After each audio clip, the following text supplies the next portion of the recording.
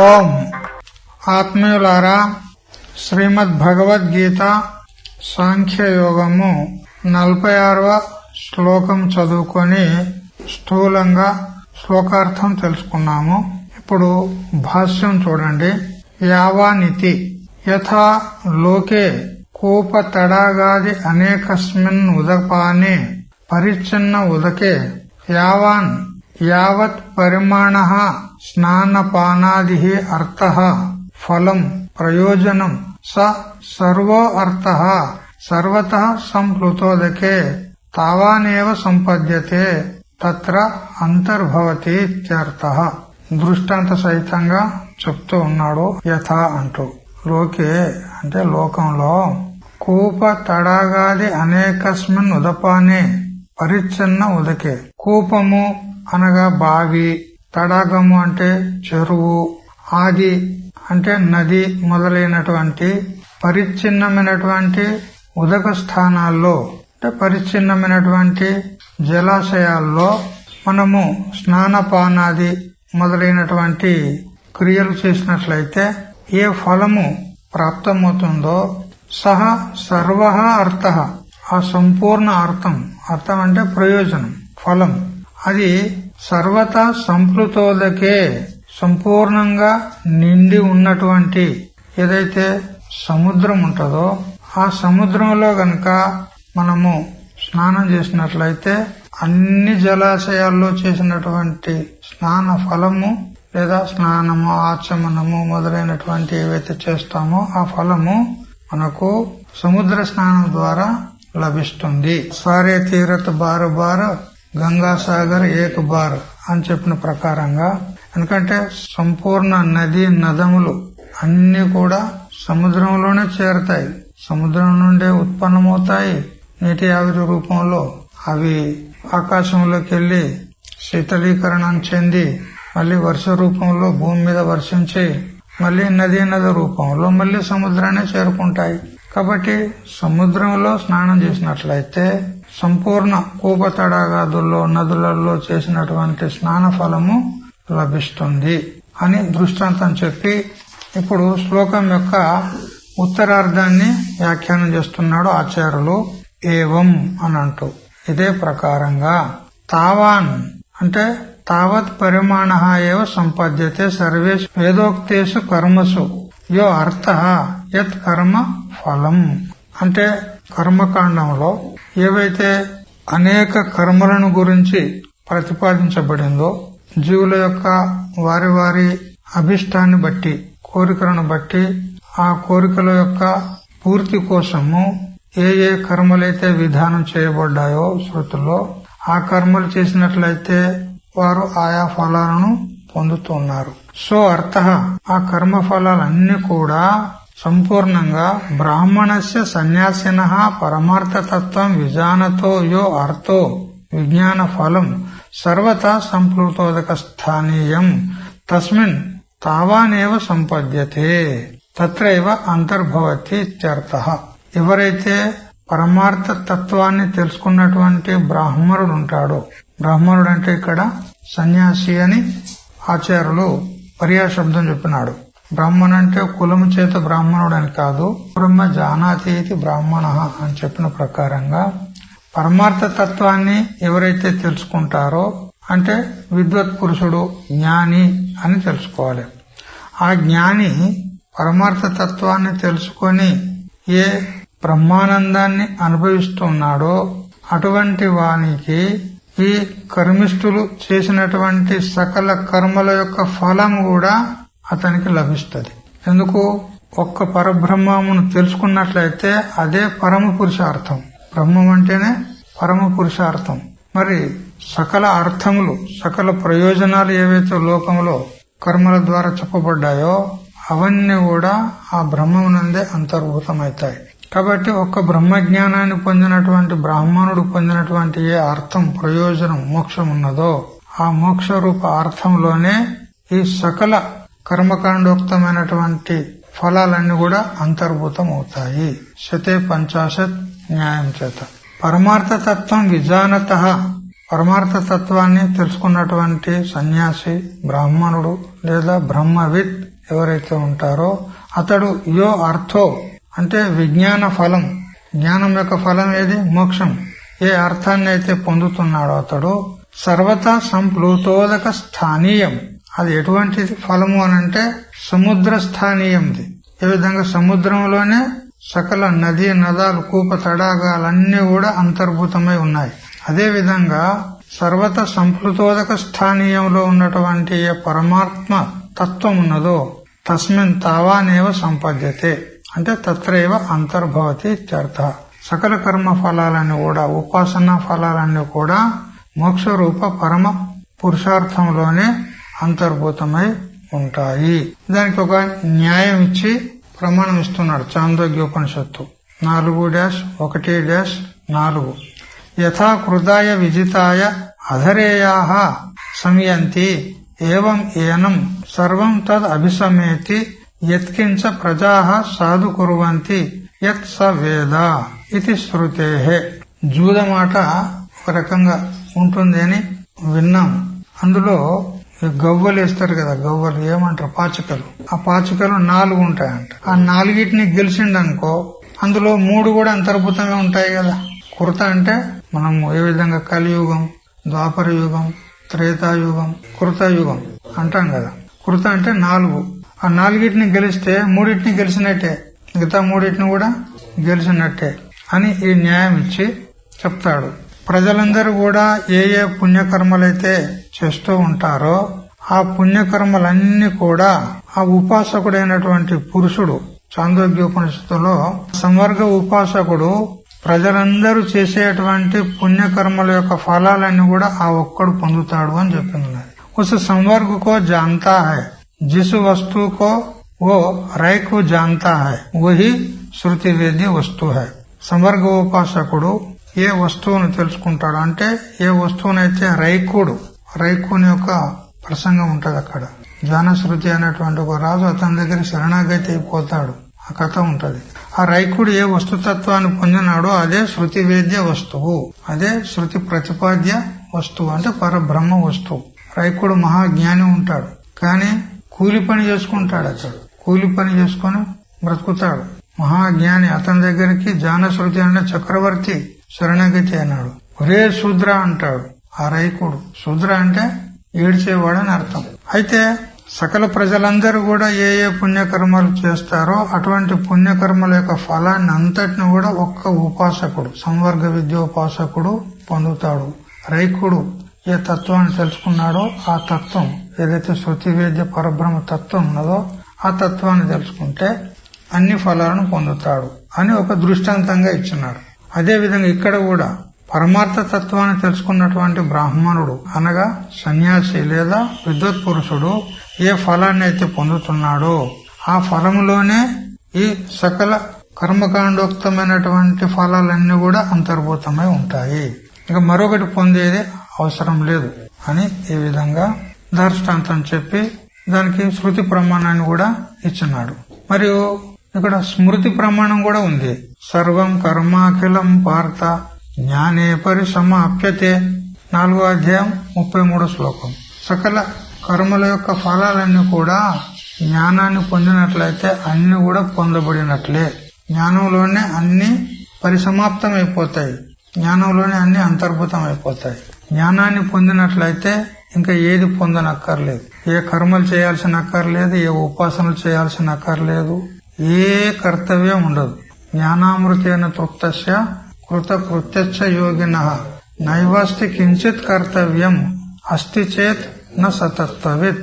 జాబాల దర్శనోపనిషత్తు చెప్తూ ఉంది, జ్ఞానం అనేటువంటి అమృతంతో పరితృప్తుడైనటువంటి జ్ఞానికి నా కించిత్ కర్తవ్యం అస్తి, ఏ విధమైనటువంటి కర్తవ్యం కూడా అతనికి లేదు. ఎందుకు? జ్ఞానాన్ని పొందుటతోడనే సకల కర్మల యొక్క ఫలాలను కూడా పొందినాడు కాబట్టి అతనికి ఏ విధమైన కర్తవ్యం లేదు. ఒకవేళ ఉంది అనంటే అతడు జ్ఞాని కాదు. అస్తి చేత్ న స తత్వవిత్, అతడు తత్వవిత్ కాదు అని కూడా మనకు అన్యత్ర వినపడుతుంది. ఇది చ వక్ష్యతి. సర్వం కర్మాకిలం పార్థ అనేది 4వ అధ్యాయంలో వస్తుంది 33వ శ్లోకంలో. ముందు చెప్పనున్నాడు భగవంతుడు అని మనకు గుర్తు చేస్తున్నాడు ఆచార్యుడు. తస్మాత్ అందువల్ల ప్రాగ్ జ్ఞాన నిష్టాధికార ప్రాప్తే కర్మణ్య అధికృతేన కూప తడాగాది అర్థ స్థానీయమపి కర్మ కర్తవ్యం. ఎప్పుడైతే జ్ఞానాన్ని పొందినట్లయితే సకల కర్మలన్నీ కూడా చేయబడినట్లే, సకల కర్మల యొక్క ఫలాలు కూడా పొందబడినట్లే. ఎందుకు? పరమార్థ తత్వాన్ని తెలుసుకుంటే అన్ని కూడా అందులోనే అంతర్భూతం అవుతాయి అని మీరు చెప్పారు కదా. అలాంటప్పుడు ఒక జ్ఞానాన్ని సంపాదించుకుంటే సరిపోతుంది కదా, ఈ కర్మలు ఉపాసనలు చేయాల్సిన అవసరమే ఉన్నది అని ఒకవేళ ఎవరైనా అన్నారనుకో, అప్పుడు ఆచార్యులు సావధానం చేస్తున్నారు. ఆ విధంగా భావించి సోమర్తనంతో నేను జ్ఞానాన్ని పొందుతా అని దుస్సాహం చేయకండి. ఎందుకనంటే మొదలు కర్మలు ఈశ్వరారాధనార్థము, ఈశ్వర ప్రీత్యార్థం చేస్తూ రాగా అంతఃకరణ శుద్ధి పడితేనే జ్ఞాన సాధనలు పట్టుబడతాయి, వివేకాదులు. అప్పుడు గాని నువ్వు జ్ఞానాన్ని పొందగలుగుతావు. నువ్వు కర్మలే చేయకుండా ఉంటే అంతఃకరణ శుద్ధి కలగది, జ్ఞాన సాధనాలు పట్టుబడవు, నువ్వు జ్ఞానాన్ని పొందేందుకు అవకాశమే ఉండదు. అందువల్ల జ్ఞాన నిష్టాధికార ప్రాప్తే ప్రాక్, జ్ఞాననిష్ట అధికారాన్ని పొందుటకు పూర్వము ఈ కూపతడగాది స్థానీయమైనటువంటి కర్మలు తప్పకుండా చేయాల్సిందే. అది కూడా ఈశ్వరార్పణ బుద్ధితో నిష్కామంగా కర్మలు తప్పకుండా కర్తవ్యం చేయాల్సిందే. ఒకవేళ కర్మలు ఏమవసరము అని అనుకుంటే మాత్రము వాడు ఉభయభ్రష్టుడైపోతాడు. దోభిక కుత్త నా ఘర్క నా ఘాటక, చాకలివాని కుక్క అది రేవుకు కాదు ఇంటికి కాదు అని అంటారు కదా, అట్లా అయిపోతుంది. వాడు ఉభయభ్రష్టుడైపోతాడు. ఇటు కర్మ చేయకపోతే కర్మభ్రష్టుడైతాడు, జ్ఞానభ్రష్టుడైతాడు. జ్ఞానం కూడా పొందలేడు. ఎందుకు? నిష్కామ కర్మ చేస్తేనే గాని అంతఃకరణ శుద్ధి ద్వారా జ్ఞాననిష్ట యోగ్యత ప్రాప్తమవుతుంది. మరి నువ్వు కర్మలే చేయకుంటే జ్ఞాననిష్ట యోగ్యత ఎలా ప్రాప్తమవుతుంది? అందుకని తప్పకుండా కర్మలు చెయ్యాలి. ఎంతవరకు అంటే జ్ఞాననిష్ట యోగ్యత ప్రాప్తమయ్యేంత వరకు తప్పకుండా చేయాలి. ఆ తర్వాత జ్ఞాన సాధనాలు అవలంబించి శ్రవణాదులు చేసి జ్ఞానాన్ని పొందవచ్చు అని భాష్యం తెలుసుకున్నాము. ఇప్పుడు ఆనందగిరి టీకా చూడండి. ఈశ్వరార్పణ ధియా స్వధర్మానుష్ఠానే అపి ఫలకామన అభావాత్ వైఫల్యం యోగ మార్గస్య ఇది మన్వానః శంకతే సర్వేష్వితి. అయితే ఈ 46వ శ్లోకానికి ఏదైతే అవతారిక చేశాడో శంకరుల వారు, దాని అభిప్రాయం చెప్తున్నాడు ఆనందగిరి. ఈశ్వరార్పణ బుద్ధి చేత స్వధర్మానుష్ఠానము చేసినట్లయితే అక్కడ ఫలకామన ఉండదు. ఈశ్వరార్పణ బుద్ధితో చేశాడంటే ఫలకామన ఉండదు. మరి ఎప్పుడైతే ఫలకామన లేదో ఆ కర్మలకు ఫలమే ఉన్నది, విఫలమైపోతుంది. యోగం అంటే ఈశ్వరార్పణ బుద్ధితో చేసేటువంటి కర్మానుష్ఠాన యోగం, కర్మయోగం. అది చేస్తే ఏం ఫలం లేదు. ఫలం లేకపోతే అది విఫలం. ఆ విఫలమైనటువంటి వాటిని చేసేది ఏం అవసరం, ఎందుకు చేయాలి అని ఈ విధంగా శంకిస్తే సమాధానంగా ఆచార్యులు అవతరణ భాష్యంలో చెప్పినాడు. ఉచ్యతే అని అంటూ ఈ నిష్కామ కర్మ మార్గం ఏదైతే ఉందో దానికి వైఫల్యం లేదు, మరేమనగా ఫలం ఉంది అని శ్లోకాన్ని ప్రవృత్తం చేశాడు భగవంతుడు. కిం తత్ఫలం ఇత్యుక్తే తద్విషయం శ్లోకం అవతారయతి శృణుయతి. మరి ఆ ఫలం ఏమిటి నిష్కామ కర్మయోగానికి అంటే శృణు అని అంటూ శ్లోకాన్ని చెప్పినాడు. యథా ఉదపానే కూపాదో పరిచ్ఛిన్నోదకే స్నానాచమనాది యో అర్థో యావాన్ ఉత్పద్యతే స తావాన్ అపరిచ్ఛిన్నః సర్వతా సంప్లుతోదకే సముద్రే అంతర్భవతి పరిచ్ఛిన్న ఉదకానాం అపరిచ్ఛిన్న ఉదక అంశత్వాత్. ఏ విధంగా కూప తడాగాదులైనటువంటి పరిచ్ఛిన్న జలాశయాలలో స్నాన ఆచమనాదులు మొదలైనటువంటి చేసినట్లయితే ఏ ఫలమైతే ప్రాప్తమవుతుందో ఆ ఫలాలన్నీ కూడా అపరిచ్ఛిన్నమైనటువంటి సర్వతా సంప్లుతోదకమైనటువంటి సముద్రే అంతర్భవతి. సముద్రంలో స్నానం చేసినట్లయితే ఈ ఫలాలన్నీ కూడా దాని యందు అంతర్భావాన్ని పొందుతున్నాయి. ఎందుకనంటే పరిచ్ఛిన్న ఉదకాలన్నీ కూడా అపరిచ్ఛిన్నమైనటువంటి ఉదకం యొక్క అంశములే. అపరిచ్ఛిన్న ఉదకమేది సముద్రం. ఆ సముద్రం యొక్క అంశాలే ఈ నది, తడాగ, కూప మొదలైనటువంటి అన్ని కూడా. అందువల్ల సముద్రంలో మనము ఆచమనం చేస్తే, స్నానం చేస్తే సకల కూప తడాగాది జలాశయాల్లో చేసినటువంటి స్నానాచమనాది ఫలాలు అంతర్భూతము అయి ఉంటాయి. తథా సర్వేషు వేదేషు, అదే విధంగా దృష్టాంతం చెప్పి ఇప్పుడు దార్ష్టాంతం యొక్క వ్యాఖ్యానం చేస్తున్నాడు. అదే విధంగా సర్వేషు వేదోక్తేషు కర్మసు యావన్ అర్థో విషయ విశేషోపరక్త సుఖ విశేషో జాయతే స తావాన్ ఆత్మవిలహ సుఖ రూపభూతే సుఖే అంతర్భవతి. సకల వేదాలలో చెప్పినటువంటి సకల కర్మల యొక్క ఫలాలు ఏవైతే ఉన్నాయో, స్వర్గం గాని, పశువు గాని, సంతానం గాని, ధనము గాని, ఏవేవైతే ఫలాలు చెప్పబడ్డాయో ఆ ఫలాలన్నీ కూడా ఈ సర్వత సంప్లుతోదక స్థానీయమైనటువంటి స్వరూపభూత సుఖం నందు, స్వరూపభూత సుఖం అంటే ఆత్మసుఖం, ఆత్మానందం నందు అంతర్భూతమై ఉంటాయి. పరిచ్ఛిన్న ఆనందానాం అపరిచ్ఛిన్న ఆనందాంతర్భావ అభ్యుపగమాత్.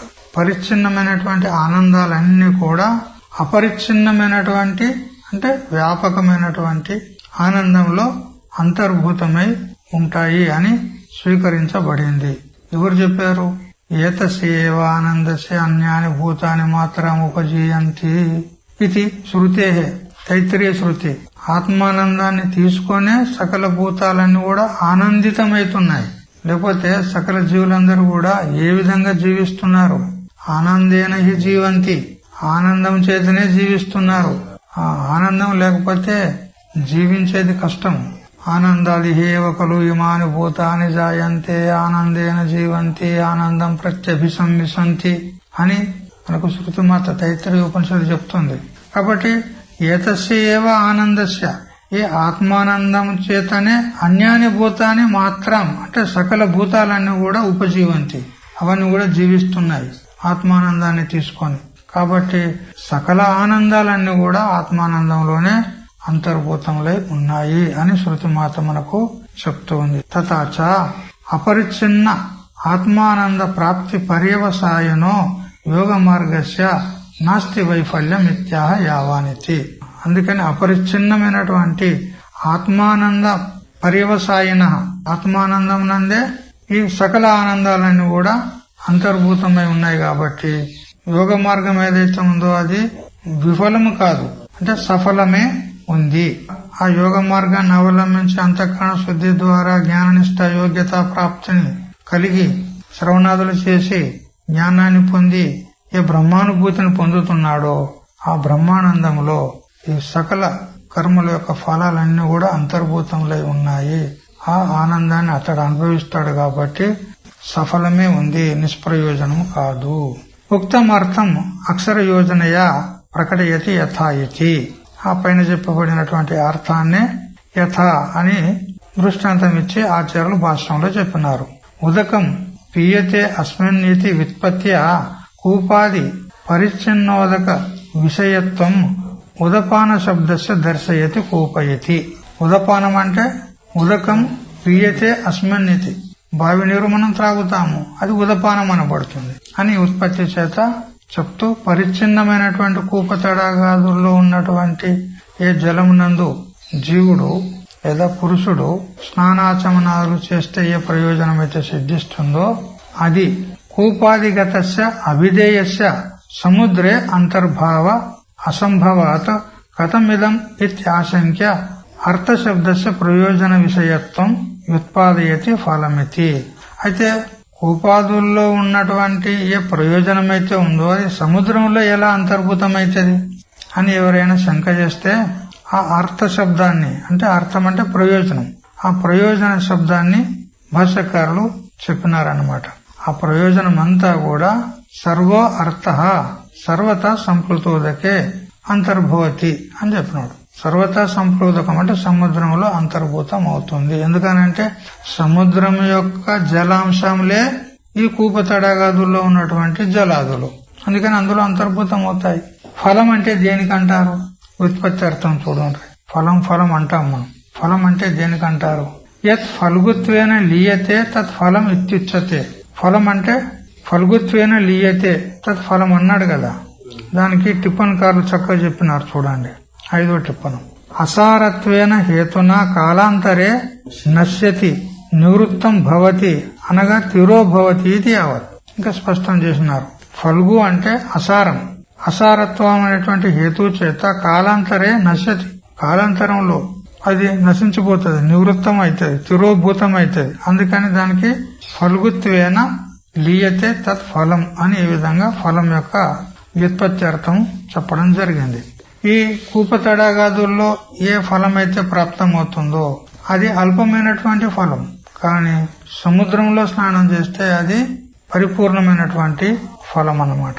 తత్ కథం తడాగాది కృతం స్నానపానాది తథా ఇత్యాశంక్య తస్య అల్పీయసో నాశ ఉపపత్తే ఇత్యాహ ప్రయోజనమితి.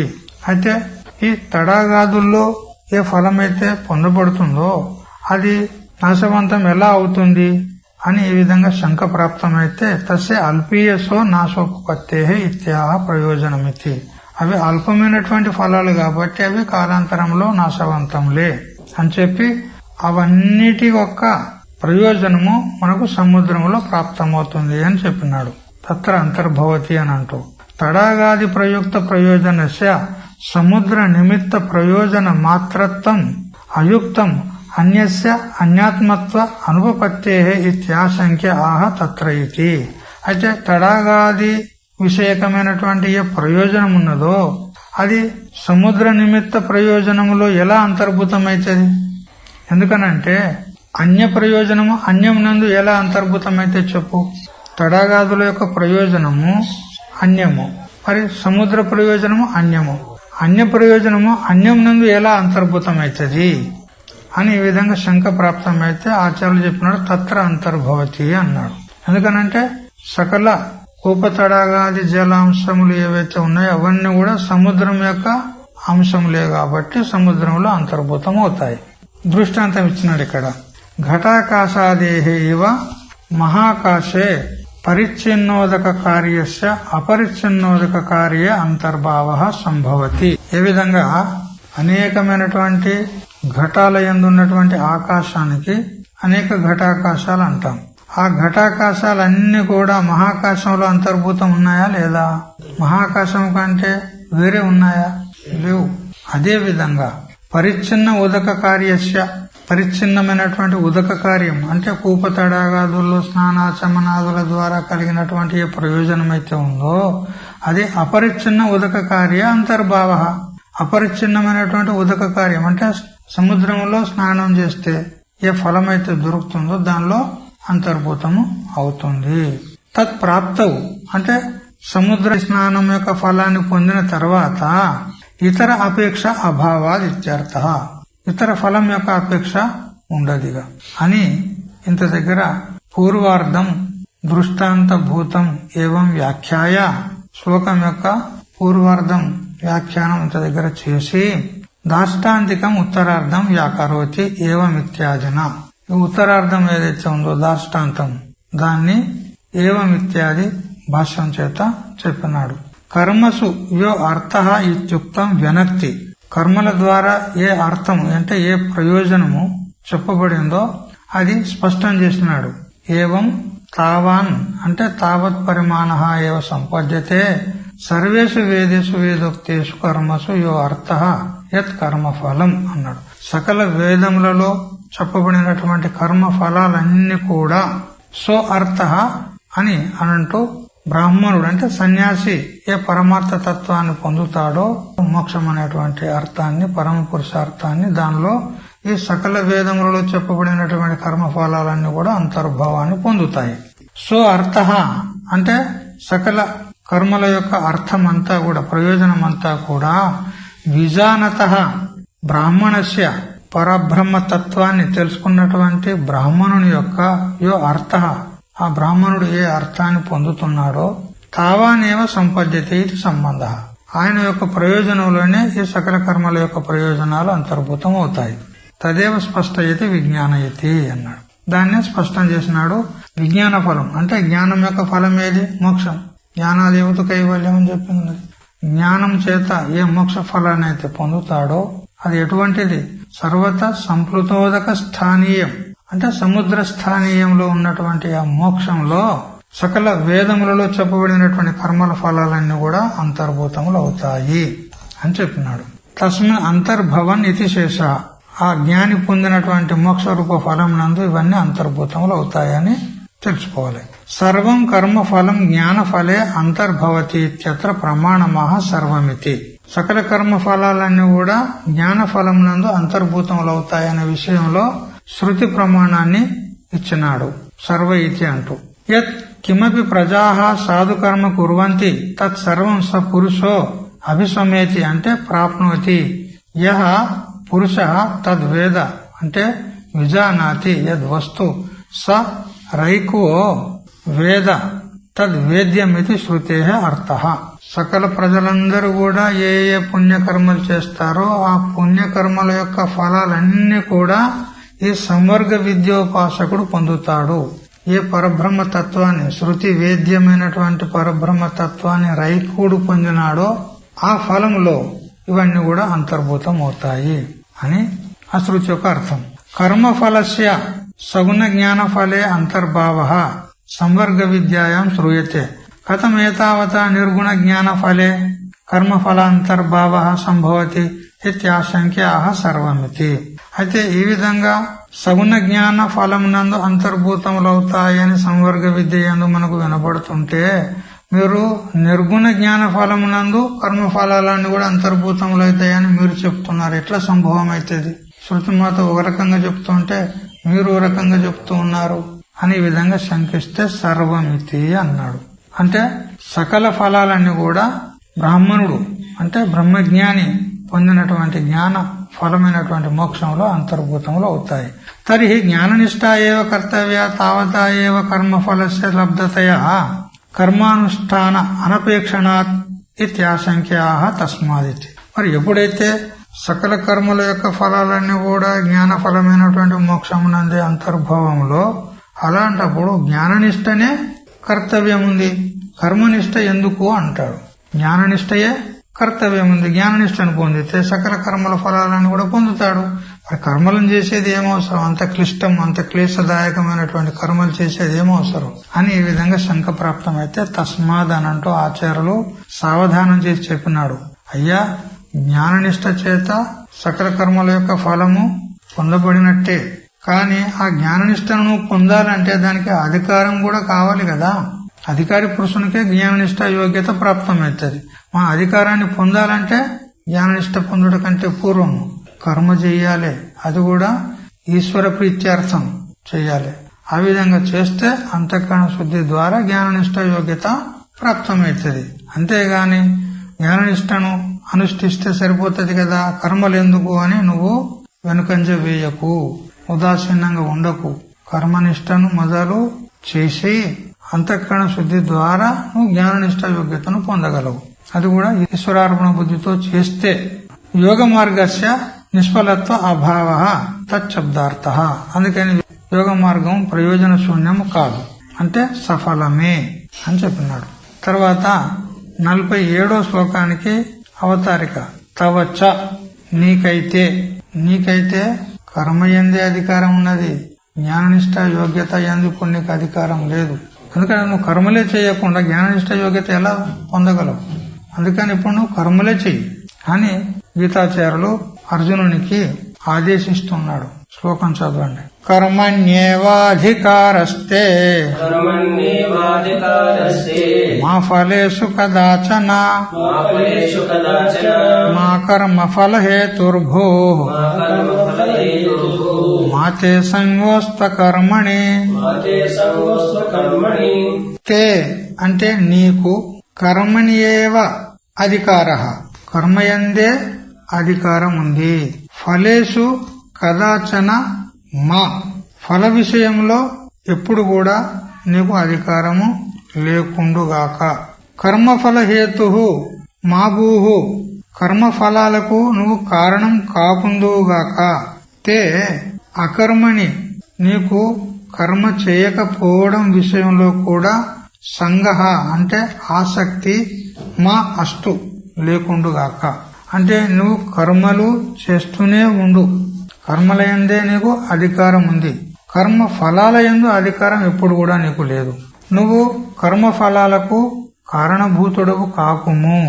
చతుర్థ పాదంలో ఏం చెప్పినాడు? మాతే సంగోస్తు అకర్మణి. అకర్మణి అంటే కర్మలు చేయకుండా ఉండుట యందు సంగ అంటే ఆసక్తి ఉండకూడదంటాడు. అంటే కర్మలు చేయకుండా ఉండకు, కర్మలు చేస్తూ ఉండు. చేస్తేనే నీకు అంతఃకరణ శుద్ధి ద్వారా జ్ఞాననిష్ట యోగ్యత ప్రాప్తమవుతుంది. భాష్యం చూడండి. కర్మణి ఏవ అధికారః నా జ్ఞాననిష్టాయాం తే తవ. నీకు కర్మలయందే అధికారం ఉంది, జ్ఞాననిష్ఠయందు నీకు అధికారము లేదు. తత్రచ కర్మ కుర్వతో మా ఫలేషు అధికారః అస్తు. అయితే కర్మలే చేయమంటున్నావు కాబట్టి కర్మలు చేస్తున్నప్పుడు కర్మ ఫలాసక్తి కూడా ఉంటుంది కదా అనంటే కర్మ ఫలాల యందు కూడా నీకు అధికారం లేదంటాడు. కర్మఫల తృష్ణ మా భూత్. కర్మఫలం యొక్క తృష్ణ అంటే కోరిక, ఆసక్తి ఉండకూడదు. కర్మ ఫలాలను అపేక్షించకుండా కర్మలు చెయ్యి. కదాచన అంటే కస్యాంచిదపి అవస్థాయాం ఇత్యర్థ. ఏ అవస్థ యందు కూడా నీకు కర్మ ఫలాల యందు ఆసక్తి ఉండకూడదు. యదా కర్మఫలే తృష్ణ తే స్యాత్ తదా కర్మఫల ప్రాప్తే హేతు స్యాహ. ఒకవేళ కర్మఫలాల యందు నీకు తృష్ణ గనక ఉన్నట్లయితే, ఆసక్తి గనక ఉన్నట్లయితే కర్మఫలానికి నువ్వు హేతు అయితావు, కారణభూతుడవైతావు నువ్వు. ఏవం మా కర్మఫల హేతు భూహు. అందుకని నువ్వు కర్మఫల తృష్ణ ద్వారా నువ్వు కర్మఫలాలకు కారణము కాకుము. యదా హి కర్మఫల తృష్ణ ప్రయుక్త కర్మని ప్రవర్తతే. కర్మఫలాసక్తి చేత కర్మలు చేస్తే ఏమైతుంది? తదా కర్మఫలస్యేవ జన్మనః హేతు భవేత్. ఆ కర్మఫలమే జన్మకు హేతు అవుతుంది. ఒకవేళ నువ్వు కర్మఫలాసక్తి చేత చేసావనుకో, కర్మఫలాలకు నువ్వు కారణమైనావనుకో, అప్పుడు ఏమవుతుంది? ఆ కర్మఫలమే పునర్జన్మకు హేతు అవుతుంది. ఏది కర్మఫలం నా ఇష్యతే కిం కర్మణ దుఃఖ రూపేణ ఇది. అయితే మరి ఎప్పుడైతే కర్మఫలాన్ని అపేక్షించేది లేదో అలాంటప్పుడు ఆ దుఃఖరూపమైనటువంటి కర్మలు ఎందుకు చేయాలి అంటే మా తే తవ సంగ అంటే ఆసక్తి. నీకు అకర్మయందు ఆసక్తి ఉండకూడదు. సంగ అస్తు అకర్మణి అంటే అకరణే ప్రీతి మా భూత్. కర్మలు చేయకపోవుట యందు ఆసక్తి నీకు ఉండకూడదు. అంటే కర్మలను వదలకూడదు. కర్మలు చేస్తూ ఉండాలి, కానీ ఫలాపేక్ష లేకుండా. కర్మల యందే నీకు అధికారం ఉంది. ఇప్పుడు ఆనందగిరి టీక చూడండి.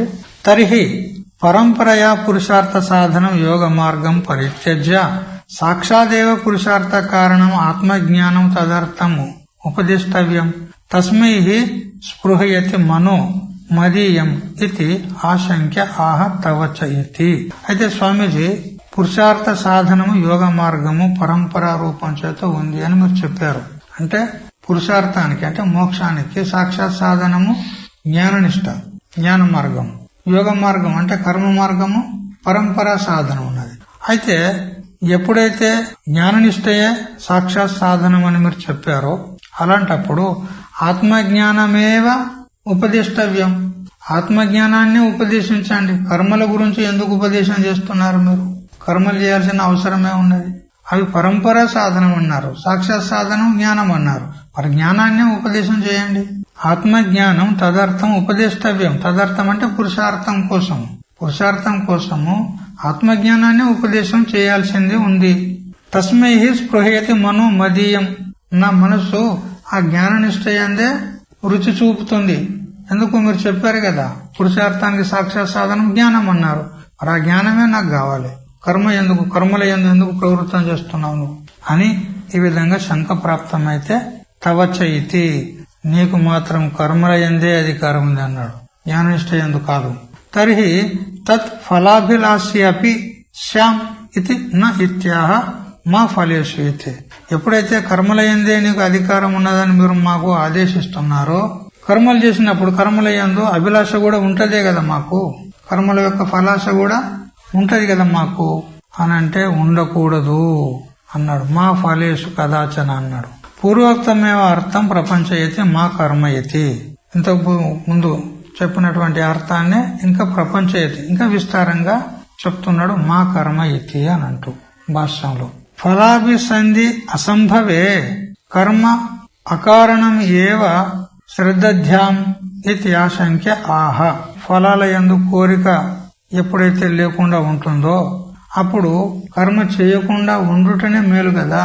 కర్మ చేయకుండా ఉండుట ఎందే శ్రద్ధ పెట్టాలి, అంటే కర్మ చేయకుండా ఉండుటనే మేలు అని ఈ విధంగా చెప్తే, మాతే సంగోస్త కర్మని, నీకు అకర్మ యందు సంగం అంటే ఆసక్తి ఉండకూడదు.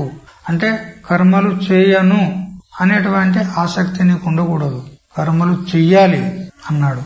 జ్ఞాన అనధికారిణ అపి కర్మ త్యాగ ప్రసక్తిం నివారయతి కర్మణ్యేవ ఇతి. అయితే జ్ఞానమునందు ఎవరికైతే అధికారం లేదో వారికి కర్మత్యాగం కూడదు, కర్మను త్యజించుట కూడదు. అంటే కర్మ తప్పకుండా చేయాలి. ఎందుకంటే జ్ఞాననిష్ట యందు వానికి అధికారం లేదు. అధికారం లేనోడు ఏం చేయాలి? ఇప్పుడు మరి కర్మలు తప్పకుండా చేయాలి.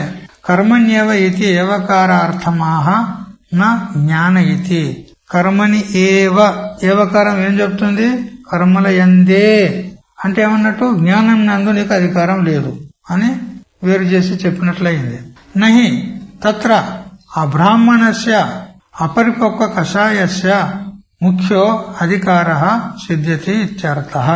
దాని అర్థం ఏంటి అని అంటే, ఎవడైతే అబ్రాహ్మణుడైనటువంటి అపరిపక్వ కషాయుడు, కషాయం అంటే రాగద్వేషాది మాలిన్యం, అంతఃకరణంలో రాగద్వేషాలు కామక్రోధాదులు మొదలైనటువంటి మాలిన్యం ఏదైతే ఉందో అది కషాయం అనబడుతుంది.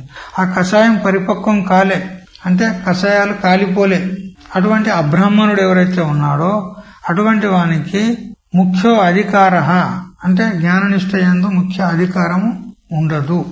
అంటే అంతఃకరణము శుద్ధమైనప్పుడే, నిర్మలమైనప్పుడే రాగద్వేషాది కాలుష్యము అది కషాయం అనబడుతుంది. అది పరిపక్వం అయినప్పుడే, అంటే అది కాలిపోయినప్పుడే వానికి అధికారం ఉంటుంది.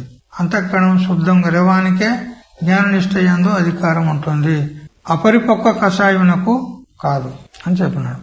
ఫలైహి తరిహి సంబంధో దుర్వారః స్యాత్ ఇత్యాశంక్య ఆహ తత్ర ఇతి. అయితే కర్మలైతే మీరు చేయమంటున్నారు గాని కర్మ ఫలాల యందు ఆసక్తి అది దుర్వారం ఉన్నది.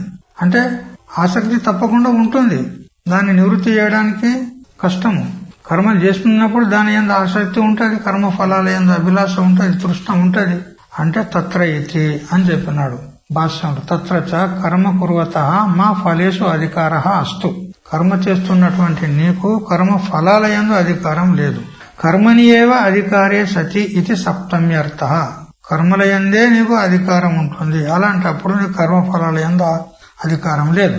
ఫలేషు అధికార అభావం స్ఫోరయతి కర్మయతి. కర్మ ఫలాల యందు అధికారం లేదు అని అంటూ ఇంకా స్పష్టంగా చెప్పినాడు. కర్మ ఫల తృష్ణ మా భూత్ అని అంటూ భాష్యంలో. కర్మానుష్ఠానాత్ ప్రాగ్ ఊర్ధ్వం తత్ కాలేచ ఇతి ఏతత్ కదాచన ఇతి వివక్షితం ఇత్యాహ కస్యాంచిత్ ఇతి. కస్యాంచిత్ అవస్థాయాం ఇత్యర్థః అని భాష్యంలో చెప్పినారు కదా. ఏ అవస్థ ఎందైనా కూడా నీకు కర్మ ఫలాల యందు ఆసక్తి కూడదు. ఏ అవస్థ యందు అనంటే కర్మలను అనుష్ఠించుటకు పూర్వం గాని, కర్మలను అనుష్ఠిస్తున్న కాలంలో గాని, మరి తర్వాత గాని కర్మ ఫలాల యందు నీకు ఆసక్తి ఉండకూడదు అని కదాచిత్ అనే శబ్దం చెప్తుంది. కస్యాంచిత్ అవస్థాయాం అని చెప్తుంది. ఫలాభిసంధానే దోషమః. మరి ఫలాసక్తిని పెట్టుకుంటే దోషమేమిటి అనంటే ఆ దోషాన్ని చెప్పినాడు యదా ఇతి అని భాషణం. యదా హి కర్మఫల తృష్ణ ప్రయుక్త కర్మని ప్రవర్తతే తదా కర్మ ఫలస్య ఏవ జన్మనః హేతుర్భవతి. కర్మ ఫలాల యందు ఆసక్తిని పెట్టుకున్నావో ఆ కర్మ ఫలమే నీకు జన్మకు కారణమైతుంది. ఇది దోషం. అందుకని కర్మ ఫలాల యందు ఆసక్తి పెట్టుకోకు. తర్హి విఫలం క్లేశాత్మకం కర్మ న కర్తవ్యం ఇది శంకాం అనుభాష్య దూషయతి యది ఇత్యాది. ఎప్పుడైతే కర్మ ఫలాలను యందు ఆసక్తిని పెట్టుకోరాదని అంటారో అలాంటప్పుడు ఆ క్లేశదాయకమైనటువంటి కర్మలు ఎందుకు చేయాలి? యజ్ఞం చేస్తున్న సమయంలో ఆడ జ్వాలలన్నీ ఇట్లా లేస్తూ ఉంటాయి, ఎగిసి పడుతూ ఉంటాయి, ఉష్ణత వస్తూ ఉంటది, వేడి వస్తూ ఉంటది. ఆ వేడికి తట్టుకోవాలి, చెమటలు వస్తూ ఉంటాయి, నవరంధ్రాలను అన్ని కూడా తెరుచుకుంటాయి ఆ కర్మ చేసేటప్పుడు, ఆ ఉష్ణతకు, ఆ పొగకు. మరి అలాంటప్పుడు అట్లాంటి క్లేశాత్మకమైనటువంటి కర్మ ఎందుకు చేయాలి అంటే అప్పుడు భాష్యంలో చెప్పినాడు ఏది కర్మఫలం నేషతే కిం కర్మణ అని అక్కడ శంకను ప్రస్తావించి తే తవ సంగః అకర్మణి మా అస్తు అంటే కర్మ చేయకపోవటయందు నీకు ఆసక్తి ఉండకూడదు. అంటే తప్పకుండా కర్మ చెయ్యాలి అని చెప్పినట్లయింది. అకర్మణి అంటే కర్మను చేయకపోవటయందు తే సంగ నీకు ఆసక్తి మా భూత్ కలగకూడదు. ఇది ఉక్తమేవ స్పష్టయతి అకరణ ఇది అని భాష్యంలో ఏమన్నాడు? అకరణే ప్రీతి మా భూత్, కర్మ చేయకపోవటయందు నీకు ప్రీతి ఉండకూడదు. అంటే కర్మలు చేస్తూ ఉండు. ఎంతవరకు అనంటే జ్ఞాననిష్ఠా యోగ్యత ప్రాప్తమయ్యేంత వరకు కర్మలు చేస్తూ ఉండు, అది కూడా ఈశ్వరార్పణ బుద్ధి చేత అని. ఈ విధంగా 47 శ్లోకాలకు భాష్యం సహితంగా టీకా తెలుసుకున్నాం. ఇప్పుడు 48వ శ్లోకానికి అవతరణ భాష్యం చూడండి. యది కర్మఫల ప్రయుక్తేన న కర్తవ్యం కర్మ కథం తర్హి కర్తవ్యం ఇత్యుచ్యతే. ఒకవేళ కర్మఫలముతో సంబద్ధమయ్యి కర్మ చేయకూడదు అనంటే కర్మ కథం కర్తవ్యం, కర్మను ఎలా చెయ్యాలి అని ఈ విధంగా శంక ప్రాప్తమైనప్పుడు ఇది ఉచ్యతే. అప్పుడు గీతాచార్యులు శ్లోకాన్ని ప్రవృత్తం చేస్తున్నాడు. శ్లోకం చదవండి. యోగస్థః కురు కర్మాణి సంగం త్యక్త్వా ధనంజయ సిద్ధ్య సిద్ధ్యోః సమో భూత్వా సమత్వం యోగ ఉచ్యతే. హే ధనంజయ, ఓ అర్జున, సంగం త్యక్త్వా, సంగం అంటే ఆసక్తి, ఆసక్తిని విడిచి సిద్ధ్య సిద్ధ్యోహో అంటే సిద్ధియందు అసిద్ధియందు కూడా. సిద్ధి అంటే ఏంది, అసిద్ధి అంటే ఏంది, అది ఆచార్యులు మనకు చెప్తాడు. సిద్ధియందు అసిద్ధియందు కూడా సమః భూత్వా అంటే సముడవయ్యి, యోగస్థః అంటే యోగంలో ఉన్నవాడవయ్యి, కర్మాణి కురు కర్మలను చెయ్యి. మరి సమత్వం అంటే దేనికంటారు స్వామీజీ అంటే సమత్వం అంటే సమంగా ఉండడం అంటే యోగం అని ఉచ్యతే. అంటే సిద్ధి అసిద్ధి యందు సమత్వమే యోగం అనబడుతుంది. ఆ యోగమునందు ఉండి నువ్వు కర్మలు చెయ్యి అంటే నిష్కామంగా ఈశ్వరార్పణ బుద్ధితో నువ్వు కర్మలు చేస్తూ ఉండు అని చెప్పినాడు. భాష్యం చూడండి. యోగస్థ ఇతి యోగస్థః సన్ కురు కర్మాణి, యోగస్థుడవయ్యి కర్మలు చెయ్యి అన్నాడు. అంటే కేవలం ఈశ్వరార్థం తత్ర అపి ఈశ్వరో మే తుష్యతు ఇది సంగం త్యక్త్వా ధనంజయ. ఈశ్వరార్పణ బుద్ధితో నువ్వు కర్మలు చెయ్యి. ఆ ఈశ్వరార్పణ బుద్ధితో కర్మలు చేస్తున్నప్పుడు కూడా నా విషయంలో ఈశ్వరుడు సంతోషించాలి అనేటువంటి సంఘాన్ని కూడా ఆసక్తిని కూడా విడిచిపెట్టి కర్మలు చెయ్యి. ఫలతృష్ణ శూన్యేన క్రియమాణే కర్మణి సత్వశుద్ధిజ జ్ఞానప్రాప్తి లక్షణ సిద్ధి తత్ విపర్యయజ అసిద్ధి తయోః సిద్ధ్య సిద్ధ్యోః అపి సమః అనగా తుల్యో భూత్వా కురు కర్మాణి. అయితే మరి ఈశ్వరార్పణ బుద్ధితో ఫలతృష్ణ శూన్యముగా ఫలాసక్తి రహితముగా ఫలాభిసంధి రహితముగా కర్మలు చేసినట్లయితే దాని ఫలమేమిటి అనంటే సత్వశుద్ధిజ జ్ఞాన ప్రాప్తి లక్షణ. జ్ఞానము ప్రాప్తి అగుటకు జ్ఞాననిష్ట యోగ్యత ప్రాప్తమైతుంది. ఎలా? సత్వశుద్ధిజ అంటే సత్వశుద్ధి అయితే జ్ఞాననిష్ట యోగ్యత ప్రాప్తమైతుంది. కాబట్టి నిష్కామంగా ఈశ్వరార్పణ బుద్ధితో కర్మలు చేసినట్లయితే దాని ఫలం ఏమిటి? సత్వశుద్ధి అంటే అంతఃకరణ శుద్ధి. అదే సిద్ధి అనబడుతుంది. దానికి విపరీతంగా ఒకవేళ సత్వశుద్ధి కాలేదనుకో అది అసిద్ధి. అయితే ఈ సిద్ధి యందు అసిద్ధి యందు రెండిటి యందు నువ్వు తుల్యుడవయ్యి సమస్థితిలో ఉండి కర్మాణి కురు కర్మలు చెయ్యి. కో అసో యోగో యత్రస్థః కురు ఇత్యుత్తం. అయితే యోగస్థః కురు కర్మాణి అని భగవంతుడు ఏదైతే చెప్పాడో యోగమునందు ఉండి కర్మలు చెయ్యి అన్నాడు. ఆ యోగం ఏంటిది? యోగం అంటే దేనికంటారు అంటే ఇదమేవ తత్ సిద్ధి అసిద్ధ్యోః సమత్వం యోగ ఉచ్యతే. సిద్ధి అసిద్ధుల విషయంలో సమంగా ఉండడం అనేదే యోగము అని చెప్పబడింది. అయితే ఇక్కడ భాష్యంలో చూడండి, అక్కడ ఇదమేవ తత్ సిద్ధి అసిద్ధ్యోః సమత్వం యోగ ఉచ్యతే అని ఉంది కదా వాక్యం. అక్కడ యత్ యోగ ఉచ్యతే అని యత్ శబ్దాన్ని అక్కడ జోడించుకోవాలి. యత్ యోగ ఉచ్యతే తత్ సిద్ధ సిద్ధ్యో సమత్వం అని ఇట్లా తెలుసుకోవాలి మనం. ఏది యోగం అని చెప్పబడుతుందో అదే సిద్ధి అసిద్ధులలో సమత్వము. ఆచార్యులు తత్ సిద్ధ సిద్ధ్యో అంటూ తత్ శబ్దాన్ని ప్రయోగం చేసినాడు, కానీ యత్ శబ్దాన్ని ప్రయోగం చేయలే. యత్ యోగ ఉచ్యతే, ఏది యోగం అని చెప్పబడుతుందో తత్ సిద్ధ సిద్ధ్యో సమత్వం అని అన్నాడు. మరి తత్ శబ్దాన్ని ప్రయోగం చేసిందంటే యత్ శబ్దం తప్పకుండా ఉండాలి. ఎందుకు? యత్ తదోహో నిత్య సంబంధ. యత్ శబ్దానికి తత్ శబ్దానికి నిత్య సంబంధం ఉంటది. మరి తత్ శబ్దం ఉంది అని అంటే యత్ శబ్దం ఉండాలి. అక్కడ లేదు, అందుకని మనం దాన్ని చదువుకోవాలి. అక్కడ యత్ యోగ ఉచ్యతే తత్ సిద్ధ సిద్ధ్యో సమత్వం అని ఈ విధంగా చదువుకోవాలి. తర్వాత ఇప్పుడు ఆనందగిరి టీకా చూడండి. ఆసక్తి అకరణే న యుక్తా చేత్ తర్హి క్లేశాత్మకం కర్మ కిం ఉద్దిశ్య కర్తవ్యం ఇది ఆశంకాం అనుద్య శ్లోకాంతరం అవతారయతి ఏది ఇత్యాదిన. ఎప్పుడైతే ఆసక్తి లేకుండా కర్మ చెయ్యాలి అని మీరు అంటున్నారో అలాంటప్పుడు మరి అటువంటి క్లేశాత్మకమైనటువంటి కర్మలను ఏ ప్రయోజనాన్ని ఉద్దేశించి చేయాలి అని ఈ విధంగా శంక కలుగుతుందేమో అని ఆ శంకను అనువాదం చేస్తూ ఆచార్యులు అవతరణ భాష్యం వేశాడు శ్లోకాంతరాన్ని ప్రవృత్తం చేయడానికి. వక్షమాన యోగం ఉద్దిశ్య తన్నిష్టో భూత్వా కర్మాణి క్లేశాత్మకాని అపి విహితత్వాద్ అనుతిష్టేత్ ఇత్యాహ యోగస్థః సన్ ఇది. అయితే క్లేశాత్మకమైన కర్మలు ఉంటే ఉండుగాక, ఆ కర్మలు చేయడము క్లేశదాయకమే అయినా కూడా తన్నిష్టో భూత్వ కర్మనిష్ఠుడవయ్యి తప్పకుండా విహితత్వాద్, అవి కర్మలు విధానం చేసినాయి కాబట్టి విహిత కర్మలు తప్పకుండా చేయాలి. ఒకవేళ విహిత కర్మలు చేయకపోతే ప్రత్యవయ దోషం వస్తుంది. అందువల్ల కర్మలు చెయ్యాలి. మరి చేస్తే లాభం ఏంది అని అంటే అంతఃకరణ శుద్ధి ద్వారా జ్ఞాననిష్ట యోగ్యత ప్రాప్తమవుతుంది. అందువల్ల కర్మలు తప్పకుండా చేయాలి. యోగస్థః సన్ అని చెప్తున్నాడు. కర్మానుష్ఠానస్య ఉద్దేశం దర్శయతి కేవలం ఇది.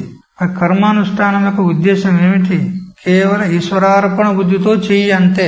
ఫలాంతర అపేక్షం అంతరేణ ఈశ్వరార్థం తత్ ప్రసాదనార్థం అనుష్ఠానం ఇత్యర్థః. ఫలాన్ని అపేక్షించకుండా ఈశ్వరుని కోసం అని అంటూ చెయ్యి, ఈశ్వరార్పితంగా చెయ్యి తప్పకుండా. తర్హి ఈశ్వర సంతోషో అభిలాష గోచరీ భూతో భవిష్యతి నా ఇత్యాహ తత్రాపేతి. అయితే ఈశ్వర ప్రీత్యర్థం చేసుకుంటూ నా విషయంలో ఈశ్వరుడు సంతోషించాలి అనేటువంటి ఒక అభిలాష కూడా కలుగుతుంది కదా. ఈశ్వరార్పితం చేస్తూ కర్మలు చేసినట్లయితే అక్కడ నా విషయంలో ఈశ్వరుడు సంతోషించాలి అనేటువంటి ఒక అభిలాష కలుగుతుంది కదా. అంటే వద్దు ఆ అభిలాష కూడా వద్దంటాడు. తత్రాపి అని అంటూ భాష్యంలో ఈశ్వర ప్రసాదనార్థే కర్మానుష్ఠానే స్థితే అపి ఇత్యర్థ. ఈశ్వర ప్రీత్యర్థంగా కర్మానుష్ఠానం చేస్తూ ఉన్నప్పటికీ కూడా నా విషయంలో ఈశ్వరుడు సంతోషించుగాక అనేటువంటి అభిలాష కూడా పెట్టుకోకూడదు. సంగం త్యక్త్వా కురు ఇతి పూర్వేణ సంబంధ. కర్మఫలాసక్తిని వదులుకోవాలి, ఈశ్వరార్పణ బుద్ధితో చేయాలి. ఆ ఈశ్వరార్పణ బుద్ధితో చేసేటప్పుడు కూడా నా విషయంలో ఈశ్వరుడు సంతోషించాలి అనేటువంటి సంఘం కూడా పెట్టుకోకుండా కర్మ చెయ్యాలి. ఆకాంక్షితం పూరయిత్వా సిద్ధి శబ్దార్థమా ఫలయతి. ఏ విషయంలో సిద్ధి, ఏ విషయంలో అసిద్ధి అనేటువంటి ఆకాంక్ష లేకుండా సిద్ధి అసిద్ధిలో సమత్వంగా ఉండు. ఎందుకంటే శాస్త్ర విహితమైనటువంటి కర్మలు శాస్త్రోక్త ప్రకారంగా నువ్వు తూచా తప్పకుండా కర్మానుష్ఠానం చేసినట్లయితే తప్పకుండా సిద్ధి కలుగుతుంది. ఆ విషయంలో నువ్వు ఏమి అపేక్ష చేయకు. కలుగుతుందా కలగదా అనేటువంటి అపేక్ష ఏమి చెయ్యకు. ఈశ్వరార్పణ బుద్ధితో చెయ్యి అంతే. సిద్ధి అసిద్ధుల యందు సమబుద్ధిని పెట్టి చెయ్యి అన్నాడు. ఫల ఇతి అన్నాడు. అంటే ఫలతృష్ణ శూన్యేన క్రియమానే కర్మని సత్వశుద్ధిచ జ్ఞానప్రాప్తి లక్షణ సిద్ధి అన్నాడు. అంటే ఫలాసక్తి లేకుండా చేయబడినటువంటి కర్మలు సత్వశుద్ధి ద్వారా జ్ఞాననిష్ట యోగ్యత అనేది ప్రాప్తమవుతుంది. ఆ జ్ఞాననిష్ట యోగ్యత ప్రాప్తి అంటేనే సిద్ధి. అసిద్ధి అంటే తద్విపర్యయజ అసిద్ధి అంటే అంతఃకరణ శుద్ధి కలగక జ్ఞాననిష్ట యోగ్యత ప్రాప్తం కాకపోతే దానికి అసిద్ధి అంటారు. ఆ సిద్ధి అసిద్ధి రెండిటి యందు తుల్య సమానమై ఉండి కర్మలు చెయ్యి అన్నాడు. తద్విపర్యయజ సత్వ అశుద్ధి జన్య అజ్ఞాన ప్రాప్తి లక్షణ అన్నాడు. సత్వ అశుద్ధి అంటే సత్వశుద్ధి కాలే, మాలిన్యం పోలే, రాగద్వేషాదులు కామక్రోధాదులు పోలే, అప్పుడు సత్వ అశుద్ధి అయింది అంటే అంతఃకరణం అశుద్ధిగానే ఉంది అంటే అజ్ఞాన ప్రాప్తి అయింది. రాగద్వేషాలు ఉన్నాయనంటే అజ్ఞానం ఉన్నట్టు. ఎందుకు? రాగోలింగం అబోధస్య చిత్త వ్యాయామ భూమిషు కుతశాడ్వ లతా తస్య యస్యాగ్ని కోటరేతరోహో అనంటూ నైష్కర్మ సిద్ధిలో సురేశ్వరాచార్యులు చెప్పిన ప్రకారంగా ఎవని అంతఃకరణమునందు రాగం ఉంటుందో ఆ రాగమే అజ్ఞాని యొక్క చిహ్నం అన్నాడు. రాగం ఉంది అంటే, ఆసక్తి ఉంది అని అంటే అది అజ్ఞానం యొక్క చిహ్నం అన్నాడు. అందువల్ల ఎప్పుడైతే రాగద్వేషాలు ఉన్నాయో అది అంతఃకరణం శుద్ధి కాలేదని తెలుసుకోవాలి. అంతఃకరణం శుద్ధి కాలేదంటే ఏమున్నట్టు? రాగద్వేషాలు ఉన్నాయంటే అజ్ఞానం ఉన్నట్టు అని ఈ విధంగా తెలుసుకోవాలి. అంటే అంతఃకరణము శుద్ధి కాకపోతే అసిద్ధి అనబడుతుంది, అంతఃకరణం శుద్ధి అయితే సిద్ధి అనబడుతుంది. ఈ రెండిటి యందు సమానంగా ఉండాలి. కర్మని అనుష్ఠిత యోగముద్దిశ్య శేషతయా ప్రకృతం ఆకాంక్షాపూర్వకం ప్రకటయతి కో అసో ఇత్యాదినా. అయితే ఈ యోగం అని మీరు అన్నారే, యోగస్థ కురు కర్మాని అన్నారే, యోగం అంటే దేనికంటారు స్వామీజీ? కర్మని అనుష్ఠితో యోగముద్దిశ్య శేషత, యోగాన్ని ఉద్దేశించి నువ్వు కర్మలు చెయ్యనన్నావే, ఆ యోగం అంటే దేనికంటారు అంటే కోసో అని ప్రశ్న చేసి దానికి సమాధానం చెప్పినాడు ఆచార్యులు. ఏమని? తత్ సిద్ధ్య సిద్ధ్యోహో సమత్వం యోగ ఉచ్యతే అని అంటూ సమాధానం చెప్పినాడు. ఈ విధంగా 48 శ్లోకాలు తెలుసుకున్నాం. ఈ విషయం రేపు తెలుసుకుందాం. హరి ఓం తచ్చత్. ఓం సహనావతు సహనౌ భునక్తు సహ వీర్యం కరవావహై తేజస్వినావధీతమస్తు మా విద్విషావహై. ఓం శాంతి శాంతి శాంతి.